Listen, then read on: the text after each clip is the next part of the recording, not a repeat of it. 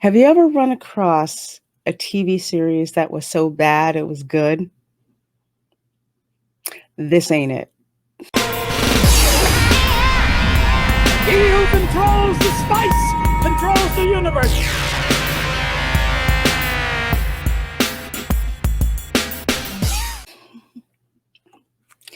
Hello, hello, everyone. I'm Reina Creole, bringing you that spice to sci-fi and pop culture analysis.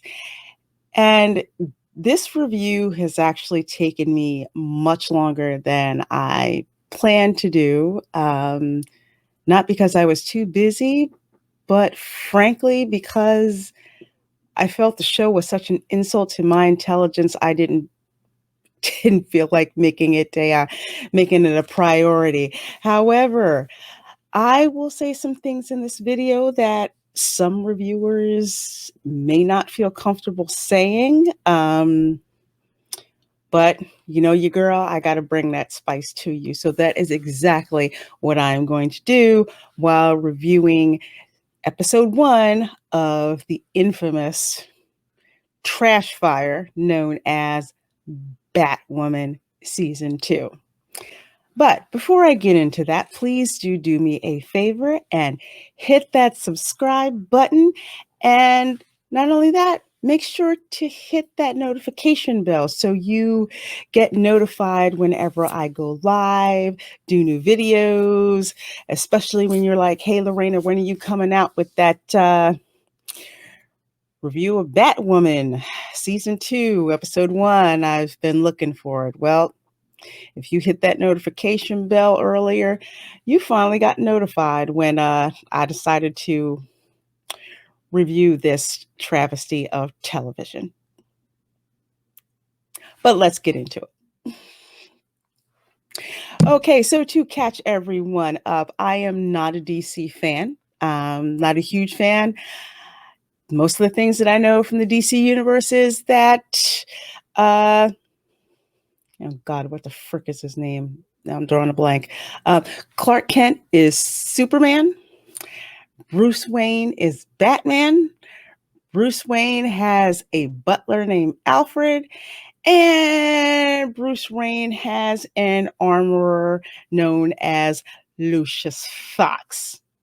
That's what I know. And Wonder Woman, but you know, she doesn't really count in this one.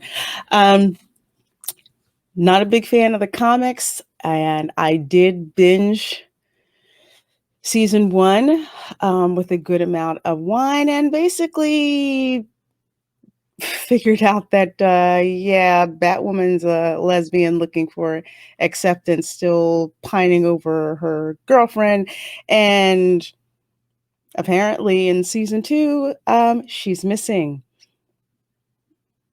But let me back up yet a little bit, because they don't know she's missing yet. So picture it. Episode opens. There is a bridge with a van on it down by the river. Yes, a van down by the river, which has a chick sleeping in it, right? No big deal. You know, she's just thinking of, dreaming of, you know, memories of her and her mom moving into a new apartment. Well, walking up to the new apartment. And in that brief exchange of about 15 seconds, we are slapped with the fact that this woman who we don't know yet, this young woman that we don't know yet, is very, very out lesbian. Why do we care if she's a lesbian right now at this point? It's just, there's nothing to make me invest in her to care. But apparently the writers wanted to put this out and tell you. And that they've actually moved up in the world, because they've moved up to an only 2-lock apartment, which I really don't care about, because you haven't shown me anything about their story. Anyway, so you get the point with how crazy this is. So, said unnamed chick wakes up, sorry, said unnamed chick who we know as Ryan Wilder, aka the black lesbian chick who's going to take over as Batwoman, all right, for Kate Kane. So she's in her van. Here's an explosion. There's like this fireball that comes down and hits the ground and all of that. And she freaks out. Oh my God, oh my God, oh my God. I have to go out there and see it. And so she sees the rest of the plane come down and she's walking around and screaming and I guess looking for survivors. I don't know. Apparently she finds one. Instead of checking his pulse, checking to see if he's breathing, she immediately starts doing chest compressions, which she could have freaking killed him. But the chest compression she had to do because the writing had to give you a flashback of her saying, live, live, apparently to the woman who was on the floor, unconscious, in their apartment, which is the woman, her mom, which you see in the opening scene. So she's flashing back to that and manages to resuscitate the guy. And then after she does that, decides to go and puke, which I understand because I honestly, I'd have to puke if I was in this show too. But anyway, meanwhile, back at the Bat Cave, what the heck is his name? Luke Fox, who I'm sorry, I've nicknamed as Soy Lucius because just no. Just no. But anyway, they're trying to trace down where Kate's plane, her flight. Did she get on the flight? They haven't heard anything. She hasn't checked in, any of that. Soy Lucius starts doing his thing, trying to figure out what's going on with her plane.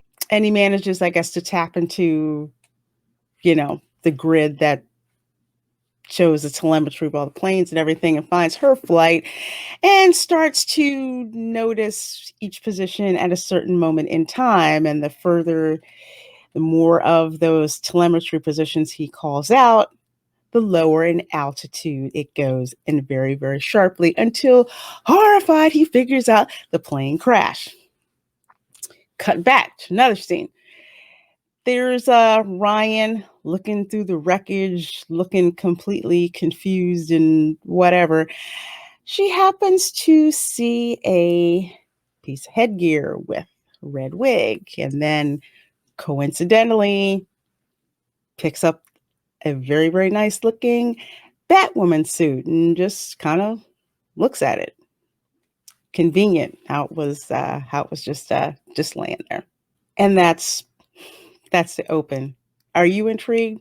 Do you want to know who this chick is? Because I sure as heck do not care. All right, so back at Wayne Enterprises. Again, Soy Lucius and Kate Kane's half sister Mary, who she's a freaking insufferable, annoying character. They're trying to figure out what happened, what went wrong, trying to get news. And, what happened to Kate? Did she really, did she die in the plane crash? How come they haven't found her body whatsoever? So we think that we're going to get some more information about that, right? Well, before we can do that, guess who shows up unannounced? Bruce Wayne. Why? Why the heck are we seeing Bruce Wayne? Shouldn't this be about trying to find Kate Kane? Right? But no, we have to bring Bruce Wayne in here. So anyway, Bruce shows up. Soy Lucius is like, where have you been? Yada, yada, yada. And of course, Bruce Wayne is like, well, the answer is more complicated than the question. And Soy Lucius is like, oh, okay, I'm cool with that. And suggests to Bruce Wayne that they should go into the Batcave. And apparently Bruce Wayne can't figure out how to access the Batcave. Don't you think that's a problem?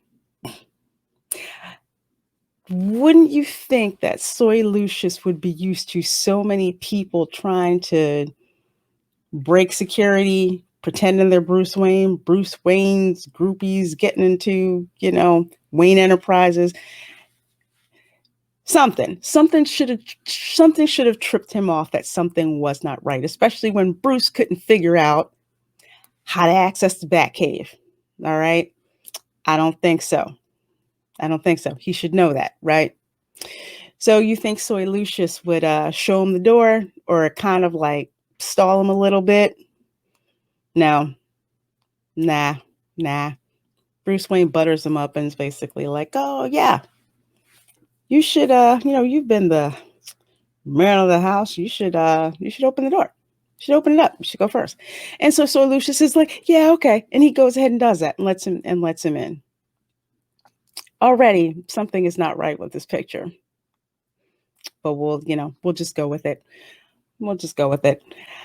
So you've heard me say the term soy Lucius, and I'm going to get into several of these mini rants about this. One of the things that's been pissing me off lately about television is how Black men are portrayed, for the most part, and this is a disturbing trend, as non-threatening, emasculated, and effeminate. That offends you? I'm freaking sorry. Actually, I'm not sorry, because it's a ridiculous trend and I'm not interested in seeing that. You can't tell me that I do not want to see, an effeminate man. I don't want to see a non-threatening Black man. I want to see a powerful man, and I don't see that. What I see in Luke Fox, aka Soy Lucius, is someone who's afraid of his own shadow. Okay. I really don't buy that Lucius Fox helped produce that. I'm sorry. No, not sorry. Not sorry. Not sorry. That's just what he is, and I don't buy it.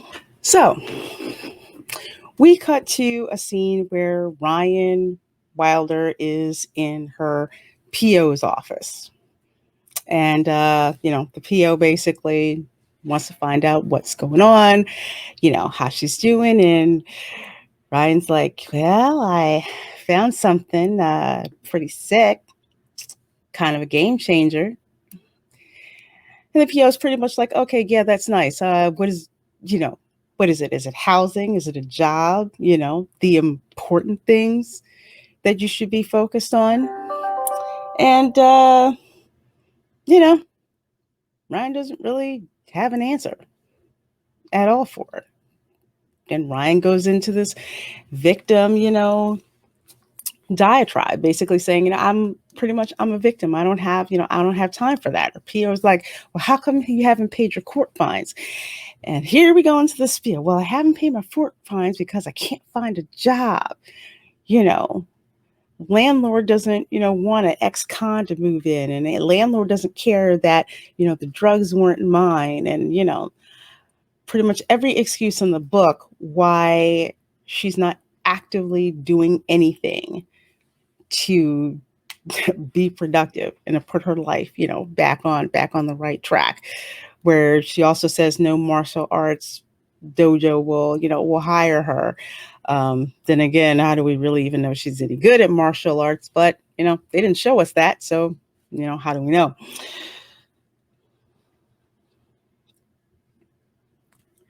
And of course, through all of this talk, it feeds into the thing of Ryan saying that she just, she feels powerless. She feels powerless to change her life. Now, in real life, yes, you have people who get beaten down in life and it's hard for them to come back, especially if they have been to jail and they have that stain on their record. However, this is not a reality show. This is not a show about prison inmates. This is a superhero show. And I would not expect for Batwoman to see herself as a perpetual victim. And again, I don't know where CW got the idea that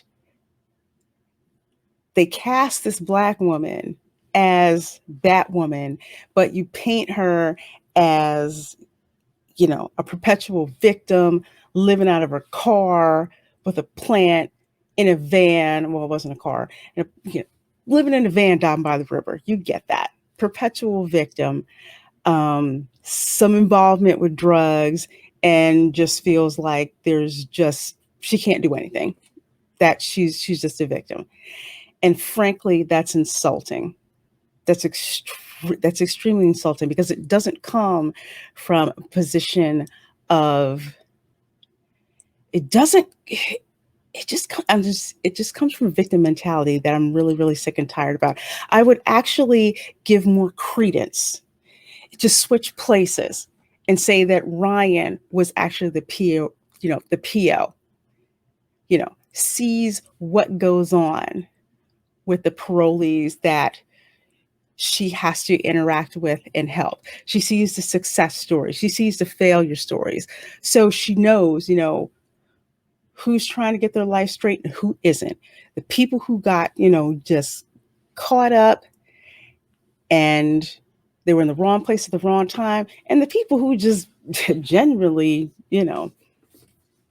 want to have that kind of life. The thing is, if you're a PO, that comes from a position of power. No one who's saying that they're a victim, but they've seen enough of the system to know the spectrum of the injustices that are going on. I would have much more respect if Ryan was a parole officer than Ryan being the falsely convicted going to prison. Just no.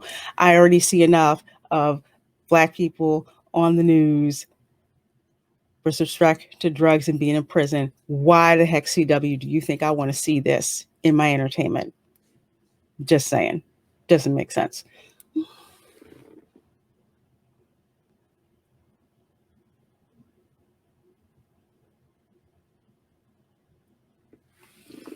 Oh, and another thing about that PO scene, it really seems like they tried to rip off of the same scene in The Joker between the Joker, we didn't know him as the Joker then, Arthur, and his caseworker. I honestly feel like they tried to just riff off of that and throw it in this show and see if it stuck. And it didn't. It didn't. It didn't. So back at the Crow HQ, Sophie's, of course, broken up that it was Kate's plane, and she's not really handling Kate's death very well. This chick named Julia, who I don't remember seeing, but apparently she is Arthur's daughter, and she is also gay. Is trying to kind of comfort Sophie. You can kind of see there's some kind of tension going on there, and they talk about what happened with Sophia, and I don't recall ever seeing Sophia. I did rush through the last part of season 1. I don't remember seeing her, so I don't really care who she is. But it seems like that scene is basically to show the tension between Julia, I guess unrequited, that Julia kind of wants Sophie to, look at her in that way that she looks at Kate, or she looked at Kate, and apparently she's not getting it reciprocated. So you can kind of pick up on some of that. Sophie tries to get more information out of Julia, and Julia's like, I don't know, she knows, but she's not telling her. And then we cut to the scene where Mary is trying to tell her dad to keep looking for Kate. And of course, the dad's broken up because obviously, from season 1, he was completely gutted that he gave up looking for Beth. So here it is, full circle. Not going to stop looking for my daughter. It's just basically repeated, and it does nothing really to grow his character. And I just, I don't care. I really don't care that they find her, and I don't really care that he's broken up about it. So Bruce Wayne just happens to drop in passing, talking to Soy Lucius, that Alice is Beth. Beth is Alice. How the heck did he know that? And Bruce doesn't quite give a straight answer, and you think that Soy Lucius would have pressed him for more information, but no, he doesn't. And apparently, kryptonite can pierce through the bat suit. Okay, so I guess they're going to make, I don't know, I guess test it or whatever so they can increase the bat suit's effectiveness against kryptonite, which, granted, my DC lore is a little rusty, but I thought kryptonite was really only effective on people from Krypton, like Superman. So I guess they probably want to, I don't know, tip bullets with it. I don't know. I don't know. I guess on a human, it would just cause some physical damage as opposed to, say, with kryptonite, shooting someone from Krypton, and that would, basically kill them. Either way, it just seemed kind of like, why the heck should we care that this kryptonite shard is around? Yes, it's a threat to the bat suit, but I don't know. It just didn't grab me as something to particularly be interested in or concerned about. Oh, and then Soy Lucius gives Bruce the kryptonite shard. And did anybody start screaming in their head that he should not give him the shard of kryptonite? But he does it. He does it anyway. He does it anyway. It's like he's not putting two and two together that if this dude is Bruce Wayne, he should know what's going on. So I don't know why he's not picking up on this. And Bruce, of course, asks about the suit. He wants to get the suit back, and you know, so Lucius is like, "Okay, yeah, we'll get you the suit. We'll get you the suit." And it's kind of like, why does Bruce Wayne really want the suit? I mean, it's not like the suit is gonna, fit him or something. I don't get it.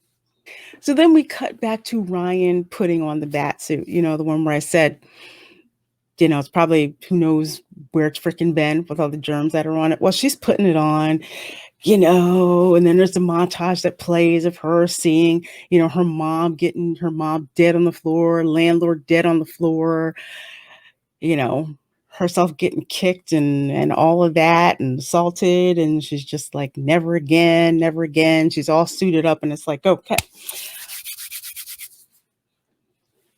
And so apparently she's ready to go out and kick somebody's ass for what they did to her, right? Okay. At least that's what she feels like. She's got the bat suit and she's like, time to feel powerful. Now I get the whole loss of power thing, and her putting on the bat suit makes her feel, more powerful to get even with people, but she's putting on a piece of tech that she has no idea how it freaking works besides putting it on. So she tracks down the perps who she thinks she needs to beat up in order to get some information. And her first appearance in finding said perps is hanging up and down like a bat and saying boo. I mean, if you're tracking down some dude whose ass you want to kick, that's not the first thing you do. I mean, shouldn't you be finding out where they are, scoping out where they hang out, getting some intel? No, she just shows up hanging up and down, upside down in the freaking suit, like Tobey Maguire did as Spider-Man. When he was hanging upside down and Kirsten Dunst pulled his mask off and kissed. That was a cute scene. I like that, but never forget. That's Marvel. We're in DC. So anyway, she's in the suit, right? And she's trying to press stuff to figure out what's going on. It's like things go over her eyes, and then she's looking at infrared. She has no idea how the freaking suit works, right? But proceeds to try and kick the ass of some dudes who are way bigger than she is. And Javicia Leslie, the actress, looks like she weighs 100 pounds soaking wet. No. And if you think that's not believable, how the heck does she know how to use a freaking grappling hook? We don't see a montage of her trying to learn how to use the suit. So for comparison, all right, in the first Iron Man movie, Tony makes the prototype, the prototype with the repulsor and the jetpack and all that. There's a whole montage of him recording himself screwing up, trying to figure out how to use it. Okay, that's realistic. It's not realistic that this chick puts on this suit that she's never seen before and can use pretty much all the necessary stuff on it, or most of the necessary stuff on it. No, I don't think so. I don't think so. You know what? If they would have just stuck to the infrared coming on, or some things getting misfired, okay, I could do that. But her using the grappling hook, no, I don't think so. Of course, my favorite line is, "I'm bulletproof, bitches." What is that supposed to prove? Really? Okay. Again, this childlike fascination with a piece of tech that she really doesn't have any respect for. And again, it's obvious. It's obvious really quick that this chick is trying to act big and bad in a suit that she has no freaking idea how to use. And the unrealistic depiction of her kicking the ass of dudes that outweigh her by at least 100 pounds. And of course, she winds up persevering and kicking their ass and basically saying in so many words, "You're going to help me," or, you know, "We're going to find out whatever this thing does on the suit that's going to put something, between your eyes." And her, Javicia Leslie, God bless her, she is a better actress than Ruby Rose. Ruby Rose just seemed like she would rather be any place else but in this show. All right. So I don't really miss her. Javicia Leslie is a better actress. However, she's got to learn how to act through the mask. Because I swear, as soon as she put the mask on, I didn't know who she was. I didn't know who she was, and not in a good way. Not in a good way. She needs to be able to act through the mask in order to convince me and other viewers that she truly is Batwoman. So later on, a little bit later on, you see obviously Bruce Wayne is back to, his man whoring ways, and there's two, naked chicks in bed, whatever. He comes downstairs, and who does he run into? Alice. Yeah. He comes strolling in like a drunken pirate, you know. And we would think, okay, shouldn't Bruce Wayne freak out about this? Mm. Apparently not, because she addresses Bruce Wayne as Tommy. Okay, so I guess Tommy, who's half of a face for real looks like hamburger, apparently now he has Bruce Wayne's face. So that's how we find out that Bruce Wayne really isn't Bruce Wayne. Bruce Wayne is an imposter, which we knew, but apparently no one else could really figure out. Oh, and speaking of imposters, okay, let's cut back to Julia. All right. So in an earlier scene, Julia asked him a bunch of questions. Asked Bruce Wayne a bunch of questions, like, "Have you contacted the Eagle?" And Bruce Wayne is kind of just like, "Who's the freaking Eagle?" Okay. He couldn't answer that. And then instead of Julia, he calls her Jules. All right.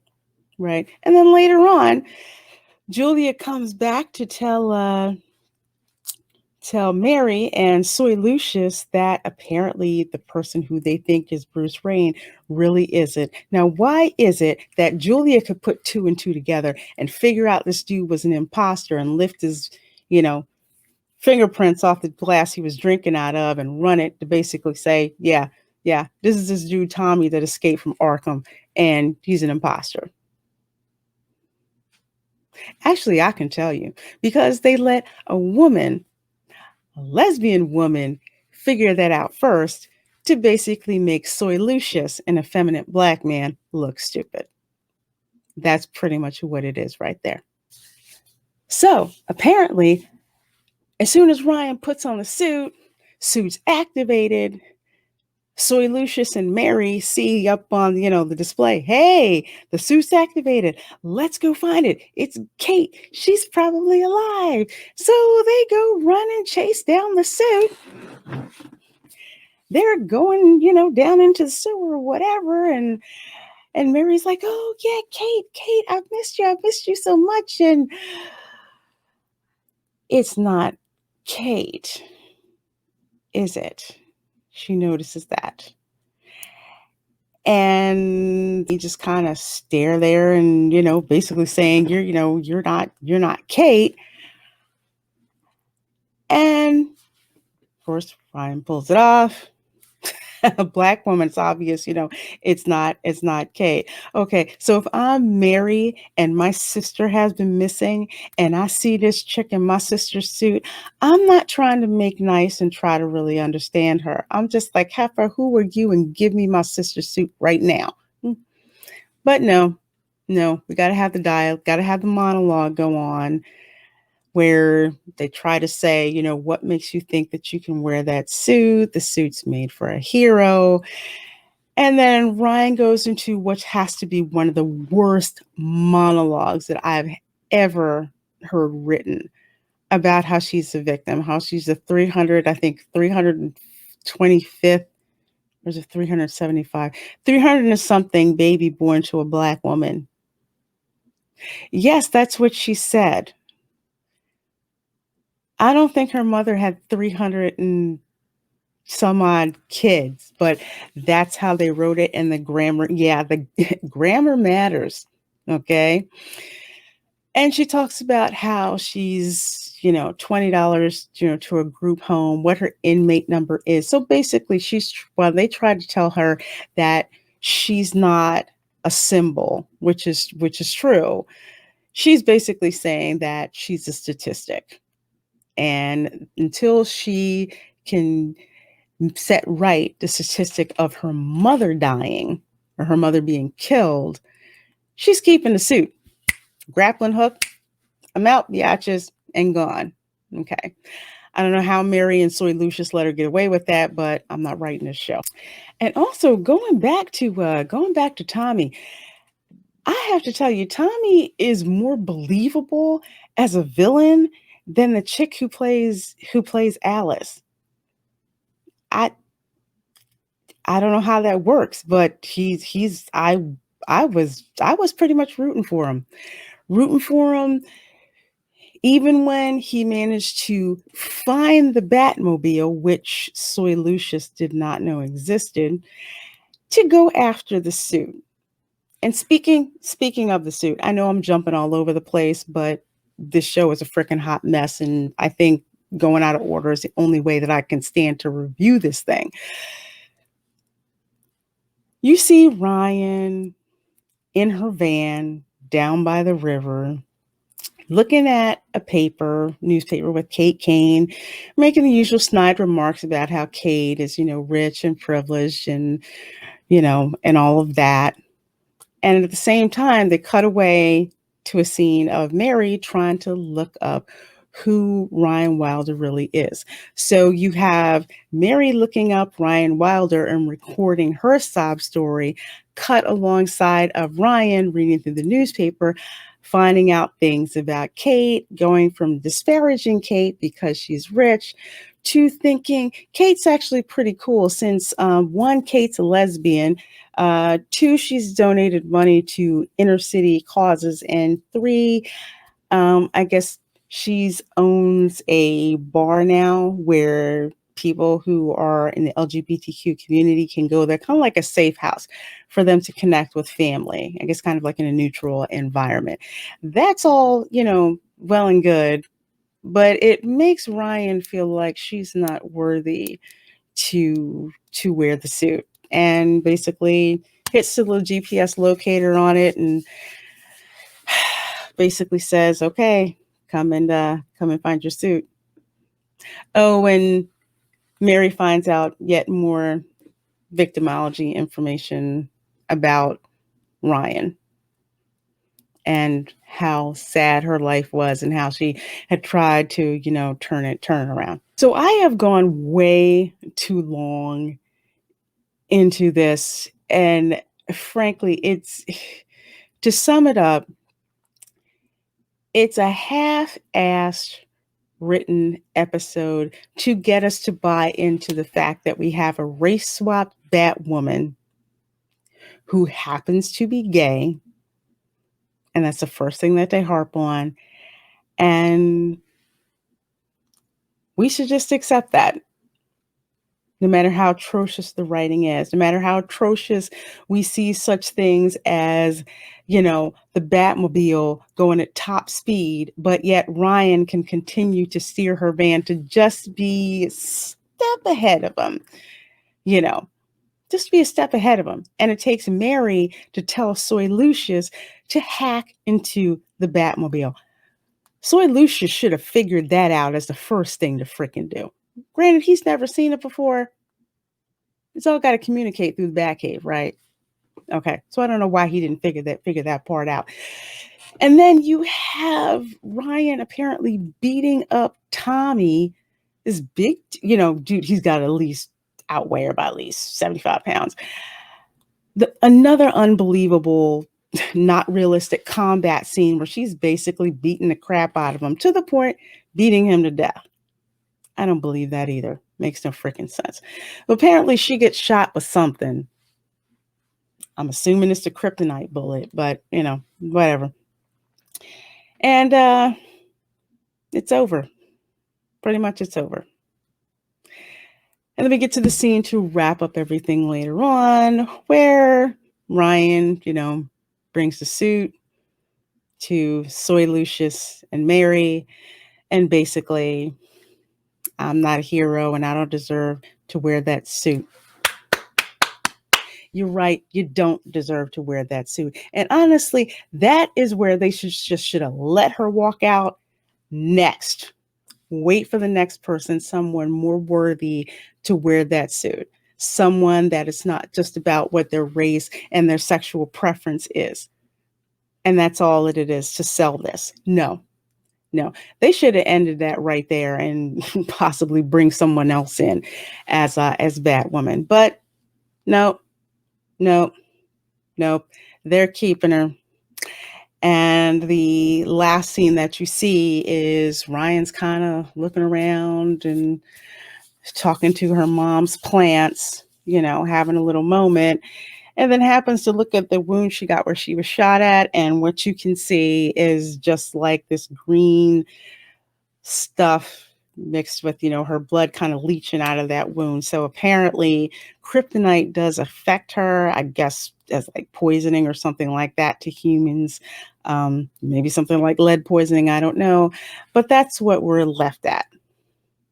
And to tune in next week. That was painful. That was painful. This whole episode was painful to sit through and watch. And I know I keep saying that, but there's an extremely thin plot, and most of it seems to be based on bringing back Bruce Wayne instead of focusing on who Ryan Wilder is and why should she become Batwoman. That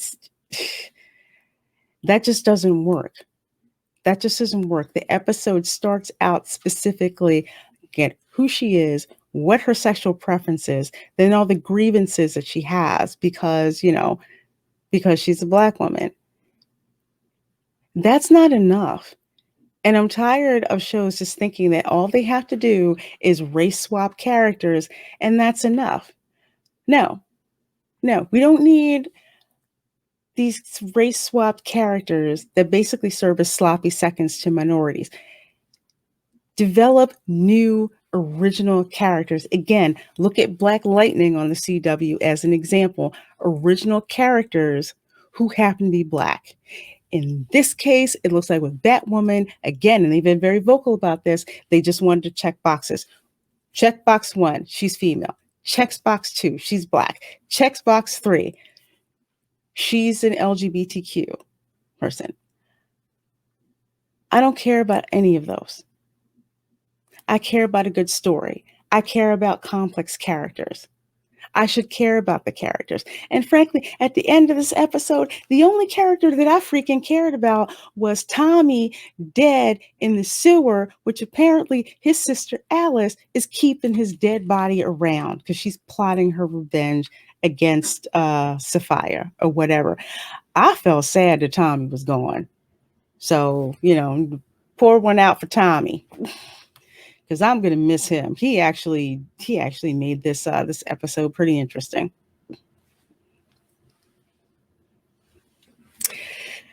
So that is my spicy take on this episode. I really don't know if I'm going to watch the next episode of Batwoman because, frankly, as a viewer, I feel insulted.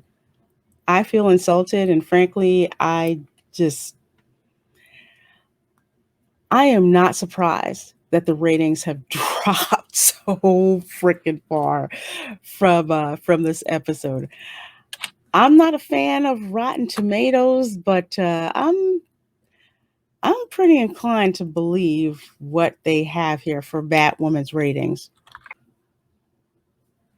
All right. So this was for season 1. 84% critic score. 17% average audience score. Which begs the question,